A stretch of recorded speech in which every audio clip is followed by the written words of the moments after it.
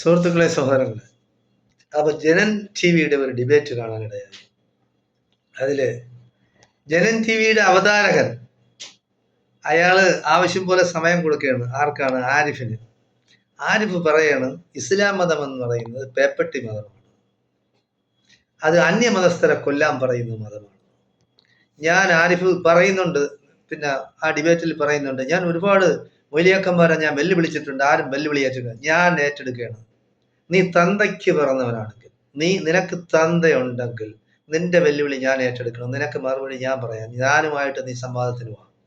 നീ നല്ല ഹോട്ടലിൽ കയറി ഉണ്ടിട്ടില്ല, അതുകൊണ്ടാണ് നിനക്ക് ആ കുഴപ്പം. നിനക്കെന്ന് പറയുന്നത് നല്ല അടിയുടെ കുറവാണ്, അല്ല വേറൊന്നുമല്ല. നിനക്ക് രണ്ടെണ്ണം നല്ല പൂശ് രണ്ടെണ്ണം കിട്ടണമെന്നുണ്ടെങ്കിൽ നീ സത്യം പഠിക്കുള്ളൂ. പിന്നെ നീ പറയുന്ന ICS-ഉം ഹമാസും എന്ന് പറയുന്ന ഒന്നാണ്. അവര് ഭീകരത ഉണ്ടാക്കുകയാണ്, അവർ ഭീകര സൃഷ്ടികളാണ്, അവർ ആളുകളെ കൊല്ലാൻ നടക്കുകയാണ്. ദിവ്യ IS അയ്യർ ജിഹാദിനെ പറ്റി സംസാരിച്ചു, നല്ല രീതിയിൽ സംസാരിച്ചു. അപ്പോ ദിവ്യയ്ക്ക് ഒരു പ്ലെയിൻ ടിക്കറ്റ് എടുത്തു കൊടുത്ത് ആസ്ട്രേലിയയിലും ജർമ്മനിയിലും വിടണമെന്ന് പറയുന്നു. അപ്പൊ ഞാനൊരു കാര്യം ചോദിക്കട്ടെ, ഈ ലോകത്ത് നശീകരണ ആയുധങ്ങൾ ഉണ്ടാക്കുന്നവരാണ്. എന്തിനു വേണ്ടിയാണ് നശീകരണ ആയുധം ഉണ്ടാക്കുന്നത്? ആളുകളെ കൊല്ലാനാണോ ആളുകളെ വളർത്താനാണോ? ലോകത്ത് ഏറ്റവും കൂടുതൽ നശീകരണ ആയുധങ്ങൾ ഉണ്ടാക്കുന്നത് ആരാണ്? ഏത് സമുദായക്കാരാണ്? പറ ആരിഫേ, നീ തന്തയ്ക്ക് പിറന്നവരാണ് ഈ പറ.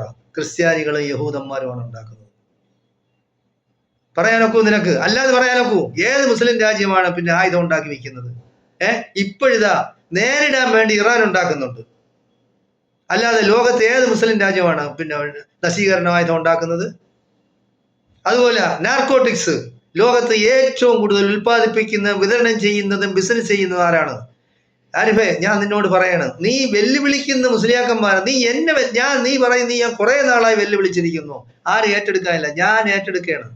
നീ ഗൂഗിളിൽ സെർച്ച് ചെയ്യും. ഗൂഗിൾ എന്തായാലും മുസ്ലിം ഭീകരന്മാരും ടെററിസ്റ്റുകളും നടത്തുന്നതല്ല, ആണോ? നീ അതിലൊന്ന് സെർച്ച് ചെയ്ത് നോക്ക്. നാർക്കോട്ടിക്സ് വ്യവസായം, അത് ബിസിനസ് ചെയ്യുന്നത് ആരാണ്? അവരുടെ പേര് ലിസ്റ്റ് ഒരു 10 പേരുണ്ട്. എത്ര മുസ്ലിങ്ങളുണ്ട്? ബാക്കി സമുദായക്കാരുണ്ട്? 2. അപ്പൊ ഇത് രണ്ടിന് നിനക്ക് വേണ്ട. ലോകത്ത് ഏറ്റവും കൂടുതൽ മദ്യ വ്യവസായം, മദ്യം ഉൽപ്പാദിപ്പിക്കുന്നത് ആരാണ്? പറയ്. അപ്പൊ ലോകത്ത് ഈ മദ്യം എന്തിനാണ് കുടിക്കുന്നത്? മനുഷ്യൻ അസാൻമാർഗികമായ വാരികത്തിലോട്ട് പോകാനും, മനുഷ്യൻ വഴിവഴിക്കാനും, മനുഷ്യന് ഇല്ലാത്ത അക്രമ വാസനകൾ ഉണ്ടാക്കാനാണ്. അപ്പോ അത് ഉണ്ടാക്കുന്നതും വിതരണം ചെയ്യുന്നതും ബിസിനസ് ചെയ്യുന്നതും അത് വ്യവസായം പോലെ കൊണ്ടു നടക്കുന്ന ആരാണ്? ലോകത്താരാണ്? നിനക്ക് മറുപടി ഉണ്ടാ? 3. 4-മത്തത് ഇനിയുണ്ട്. വ്യഭിചാരം ലോകത്ത് ഏറ്റവും കൂടുതൽ നടക്കുന്നത് എവിടെയാണ്? അസാൻമാർഗികമായ വ്യഭിചാരം പരസ്യമായിട്ട് ചെയ്യുന്നത് എവിടെയാണ്? ഏത് രാജ്യത്താണ്? ഏത് രാജ്യങ്ങളിലാണ്? നിനക്ക് പറയാനൊക്കും? നിനക്കിതൊന്നും ഉണ്ടാക്കില്ല. നീ മുഹമ്മദ് നബിയുടെ വിവാഹം ഒരുപാട് കഴിച്ചിട്ടുണ്ടെന്ന് പറയുന്നു. ശ്രീകൃഷ്ണന് 1008 ഭാര്യമാരുണ്ടായിരുന്നു എന്ന് ചരിത്രം പറയുന്നു. നിനക്ക് അതിനെ വിമർശിക്കാൻ നോക്കൂ? നിന്റെ തല കഴുത്തിലുണ്ടാവില്ല. നിനക്ക് ഒക്കില്ല.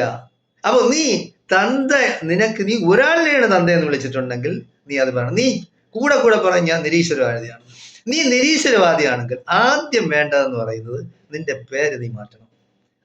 നിനക്ക് ആരാ ഇട്ട പേരല്ലേ? ആ പേരങ്ങ് മാറ്റിക്കൂടെ? ഞാൻ നിരീശ്വരവാദിയാണ്. നിരീശ്വരവാദി എന്ന് തന്നെ പേരിട്ടോ. അല്ല, നീ ഇപ്പൊ 2 ദിവസത്തിന് മുമ്പ് ഞാൻ കണ്ടാണ് BJPക്ക് വോട്ട് പിടിക്കുന്നത്. നീയും മറ്റേ ഒരു സ്ത്രീ ഉണ്ടല്ലോ, അവളെന്ത് പേരെന്താണ്? ജാമിത. തലയിൽ തുണിയിട്ടേ ഇരിക്കുള്ളൂ. ചില സമയം തലയിൽ തുണിയിടും, ചില സമയം ഇടൂല്ല. കണ്ണ് പൊടുപൊടാ ഇങ്ങനെ അടയ്ക്കും. നീയും കണ്ണ് പൊടുപൊടാ അടയ്ക്കും. കള്ളന്മാരുടെ ലക്ഷണമാണ്. നീയൊക്കെ കള്ളന്മാരും അവളൊക്കെ കള്ളികളുമാണ്. എന്തിനാണ്? നിങ്ങൾക്ക് വല്ലതും കിട്ടണം, അത് വാങ്ങിച്ചോ. പക്ഷെ അതിനു വേണ്ടി ഇരുന്ന് തെമ്മാടിത്തരവും ലോകത്തില്ലാത്ത കള്ളവും പറയരുത്. അതായത് ഇസ്ലാമില് യാതൊരു കാരണവശാലും ഖുർആനിൽ എവിടെയെങ്കിലും അന്യമതസ്ഥരെ കൊല്ലണമെന്ന് എങ്ങനെയാണ് പറഞ്ഞിട്ടുള്ളത്? നീ ഏതെങ്കിലും ഒരു ആയത്ത്, അതായത് ഒരു ലൈൻ, ഒരു വാചകത്തിന്റെ പകുതി എടുത്തു വെച്ചിട്ട് പറയരുത്. നീ ആ വാചകം ഫുള്ളാക്കണം. അല്ലെങ്കിൽ ആ ഒരു ഖണ്ഡിക ഉണ്ടെങ്കിൽ അതിനെ നീ പൂർത്തീകരിക്കണം. ഒരു സൂറത്തുണ്ടെങ്കിൽ അതിനെ നീ പൂർത്തീകരിച്ചാണ് അർത്ഥം പറയേണ്ടത്. നീ ഏതെങ്കിലും ഒരു വാചകമാണ്. അതായത് ഇസ്ലാമിന്റെ ആവിർഭാവത്ത് മുഹമ്മദ് നബി സല്ലല്ലാഹു അലൈഹി വസല്ലം തങ്ങൾ, അതായത് ലോകം ആദരിക്കുന്ന വ്യക്തിയാണ്. നിന്നെ പോലുള്ള നീ എന്ന് പറയുന്നതും നിനക്ക് തന്ത ഉണ്ടോ ഇല്ലേന്ന് തന്നെ നമുക്ക് അറിഞ്ഞുകൂടാ. അപ്പോ നിന്നെ പോലെയുള്ള ആളാണ് മുഹമ്മദ് നബി. ലോകത്ത് മുഹമ്മദ് നബിയുടെ പേര് ഓരോ സെക്കൻഡിലും പിന്നെ പ്രകീർത്തിക്കപ്പെടുന്നുണ്ട്. മുഹമ്മദ് നബിയുടെ പേര് ലോകത്തിന്റെ എല്ലാ ഭാഗങ്ങളിൽ നിന്ന് കേൾക്കുന്നുണ്ട്. അതൊന്നും നിനക്ക് കേൾക്കാനുള്ള ചെവിയില്ല. കാര്യം പൊട്ടന്മാരാണ്. ചെവിയുണ്ട്, അവന് ചെവി കേൾക്കൂല. കണ്ണുണ്ട്, അവന് കണ്ണ് കാണത്തില്ല. അപ്പൊ അങ്ങനെയാണ്. അവന് ഹൃദയമുണ്ട്, അവന് ഹൃദയത്തില് ബാക്കി കാര്യങ്ങളൊന്നും നടക്കൂല. അപ്പൊ ഇതാണ് അങ്ങനെ ഉള്ളവരെ പറ്റി ഖുർആൻ പറഞ്ഞിട്ടുണ്ട്. അപ്പൊ ഖുർആനിൽ പറഞ്ഞിട്ടുള്ളതെന്ന് പറയുന്നു, ആ സമയത്ത്, അതായത് മുഹമ്മദ് നബി എവിടെയാണ് ജനിച്ചത്? മക്കയിലാണ് ജനിച്ചത്. മദീനയിലാണ് അവസാനം അദ്ദേഹം വഫാത്തായത്, മരിച്ചത്. അപ്പോ മക്കയിൽ നിന്ന് ഇസ്ലാമിക പ്രചാരണം നടത്തുമ്പോൾ അവിടെയുള്ള ഖുറൈശികൾ, ആ ഗോത്രം എന്ന് പറയുന്ന ഖുറൈശി ഗോത്രത്തിൽ തന്നെയാണ് മുഹമ്മദ് നബി ജനിക്കുന്നത്. ആ ഗോത്രത്തിലുള്ളവർ അദ്ദേഹത്തിന് ആ പ്രചാരണത്തിന് അനുവദിച്ചില്ല. അവരെ ഏതെല്ലാം രീതിയിൽ കൊല്ലാനൊക്കെ, അടിക്കാനൊക്കെ, ഉപദ്രവിക്കാനൊക്കെ, ആക്രമിക്കാനൊക്കെ അതെല്ലാം ചെയ്തു.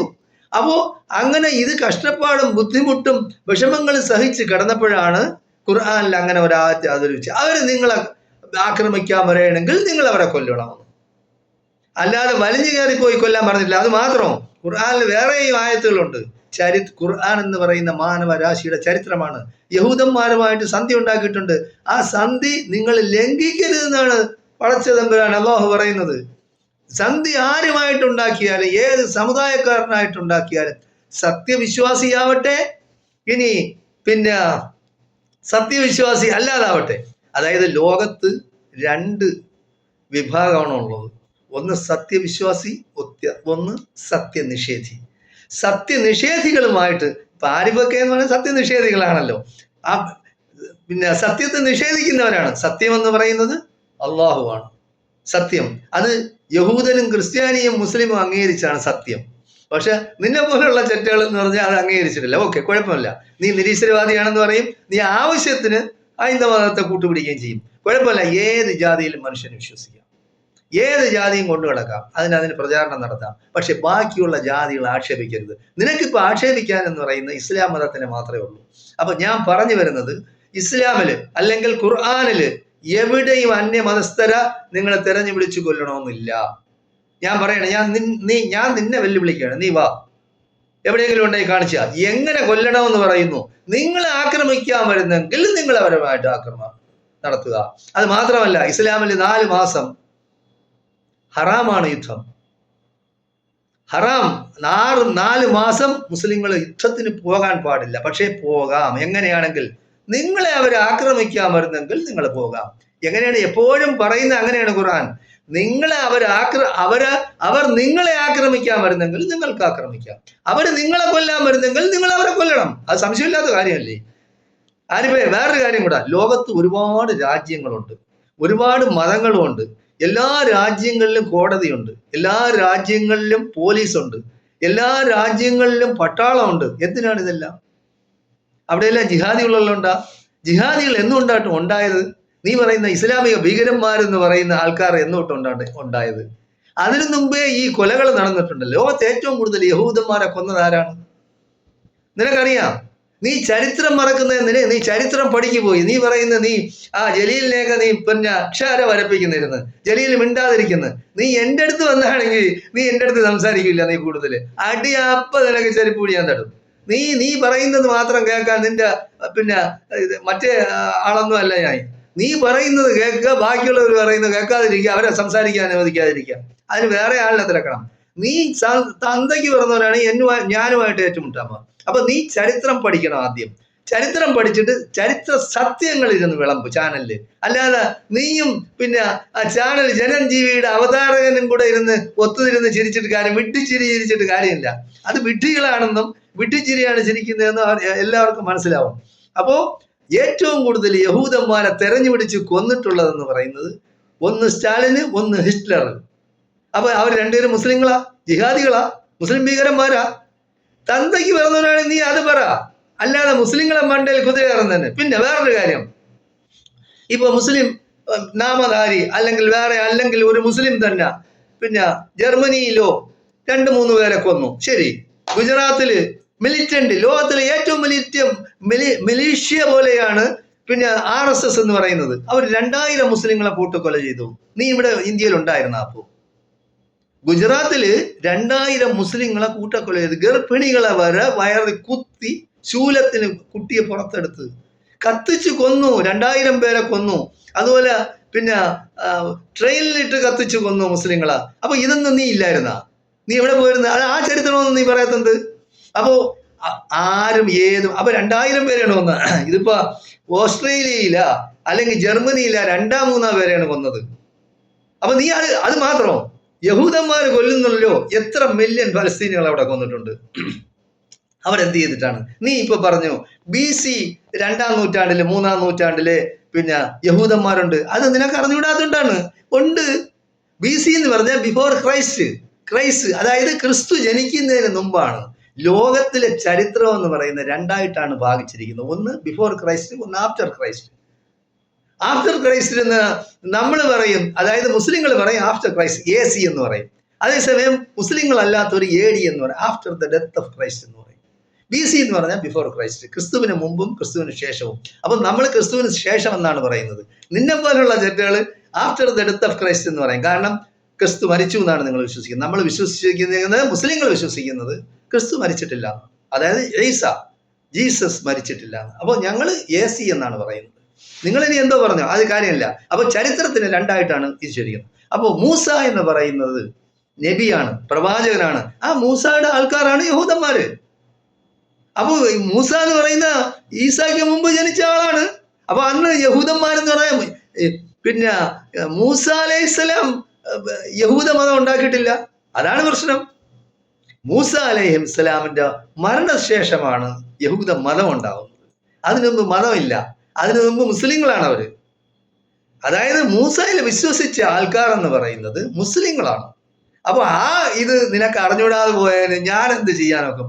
അപ്പോ ഇത് കൂടുതൽ ദീർഘിപ്പിച്ച് ഈ വീഡിയോ ഞാൻ ദീർഘിപ്പിക്കാൻ ആഗ്രഹം. നിനക്ക് ഏതെങ്കിലും തരത്തിൽ നിനക്ക് സംവാദത്തിൽ ഏർപ്പെടാം. നീ ഒരു മുസ്ലിമിനെ അന്വേഷിച്ച് പോകണ്ട. നീ ഞാനുമായിട്ട് മുട്ടാൻ പോ.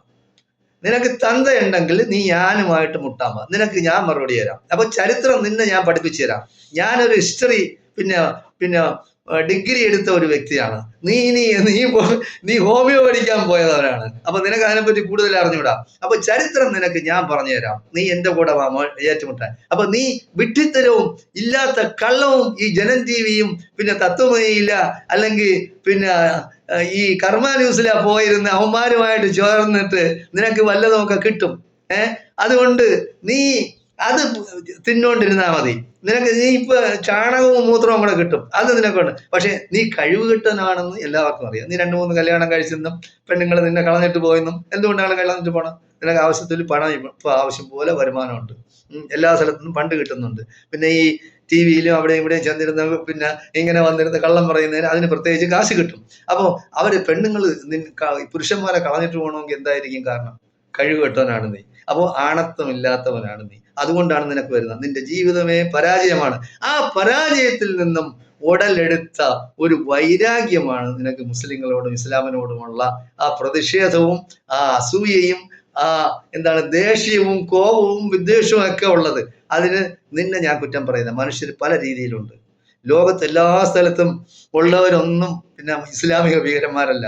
അതാണ് നീ മനസ്സിലാക്കാവുന്നത്. ലോകത്ത് പല മതങ്ങളുണ്ട്, പല രാജ്യങ്ങളുണ്ട്. എല്ലാ രാജ്യത്തും അക്രമവും കൊലയും കൊള്ളുവയ്പ്പും എല്ലാം നടക്കുന്നുണ്ട്. കനകം മൂലം കാമിനി മൂലം എന്നാണ് കലഹം പലവിധം ഉണ്ടാവുന്നതാണ്. അപ്പോൾ അതിന് നീ ജാതിയും മതവും നീ പറയരുത്.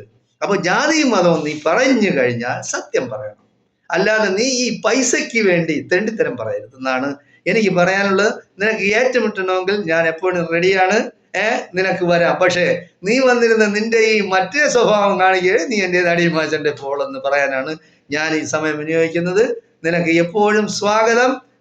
നീ വിശ്വസിക്കുന്ന ഐഡിയോളജിയോട് യാതൊരു കുഴപ്പമില്ല, നിനക്ക് വിശ്വസിക്കാം. ഞാൻ വിശ്വസിക്കുന്ന ഐഡിയോളജിയോട് എനിക്ക് 100% ഉറപ്പുണ്ട്. അതാണ് ശരിയെന്നും അതാണ് സത്യമെന്നും. അതിനുവേണ്ടി ഞാൻ അവസാനം വരെ നിൽക്കുകയും ചെയ്യും. ഓക്കെ, അപ്പോൾ നമുക്ക് ഇനിയും കാണാം. നന്ദി, നമസ്കാരം. ജയ് ഹിന്ദ്, ജയ് ഭാരത്.